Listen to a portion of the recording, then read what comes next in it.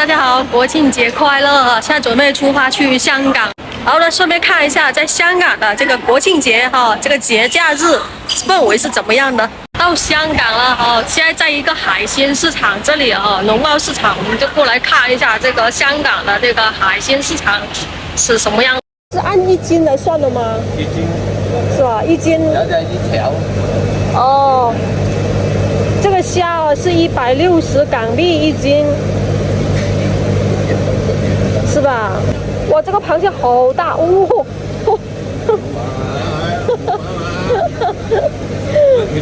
！OK， 32元港币1条，30港币1条，38。菜市场基本上都是明码标价的，比如说这些鱼都是按条来算的。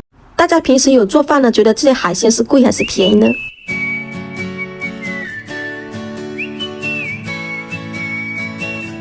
走走看看，来拍一下城市景观，非常的漂亮和震撼。哇塞，都是人啊！看后面人山人海，观众又站进来。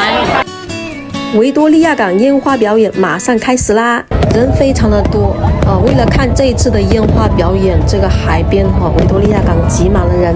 我很幸运也能够参与进来观看这场大型的烟花表演，也同时祝福我们伟大的祖国繁荣昌盛。